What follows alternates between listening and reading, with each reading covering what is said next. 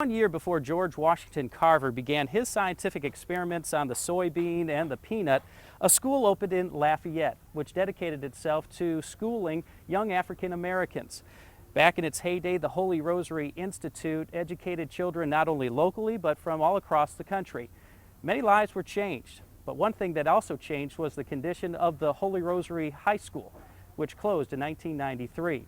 And it's the hope of alumni and friends to resurrect this building in a way that will help the entire community. There's the crucifix that stands in front of the three-story building. That's Jesus Christ crucified. I feel that Holy Rosary, the building, has been crucified. 93 years ago, the Holy Rosary Institute opened north of Lafayette. Here, a Bavarian priest named Father Philip Keller purchased an 84-acre farm which had once been the property of the sister of the King of France. With a donation from Sister Catherine Drexel, a three-story building was dedicated in March of 1914. Originally, Holy Rosary was dedicated to the education of African American girls, but became co-educational in 1947. George Brown Sr., class of 1954. Louisiana, Como, St. Julian, and I am the class of 1958. I'm Ken Mouton, class of 1961. Velva Ollier, and the class was 36. I enjoyed it. I think I made my first dress that I could wear when I was 9 years old in elementary school here. I didn't know about the education until I left here and went to college, and I left college and went to the service and really got to intermingle with people from different states and from different schools, and found out that our education was just as good or better than a lot of those that I met. But then Father Francis was the one that told us, if you don't want to go to college, get a trade. And I went to Chicago, and I got interested in data entry where I was working at, and I got a trade in data entry. Holy Rosary was famous for so many things, not only top-notch education. It was named one of the top 10 boarding schools in America at one time, and but also good in sports and as well as music. I played basketball and baseball. I was just average in basketball. In baseball, I've done much better.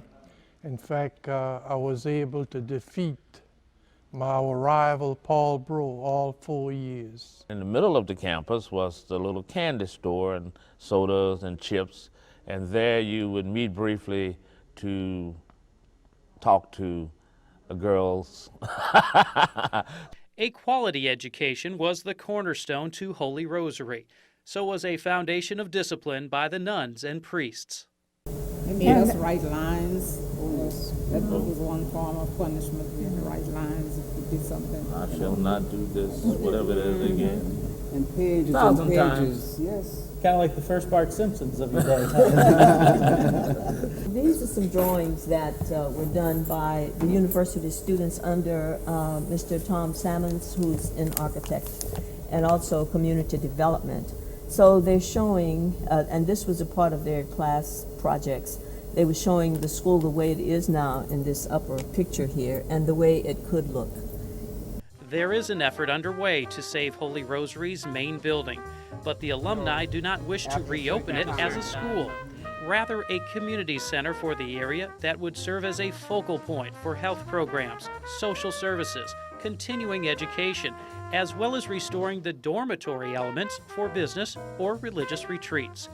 Their vision is to reapply the practices they learned here decades ago, when the Sisters of the Holy Family reached out to young African American girls and boys. We want to have an exhibit that will include all of the classes that ever came here to Holy Rosary, all of the nuns and the directors of Holy Rosary, the priests and the brothers who served here. It will be an awesome museum because there's so many good memories. It's the pride that they gave us for being who we were. It was a sense of dignity that we got from the nuns. Although I was in school at the height of integration, I felt that here at Holy Rosary we could succeed. I get a heartache all the time I look at it. I think of the grandeur it once was. It still represents to me in the form that it is, you know, a monument to something good in a world that was bad at the time. We want to turn it around. We want it to rise. This is going to be the Renaissance, Holy Rosary Renaissance.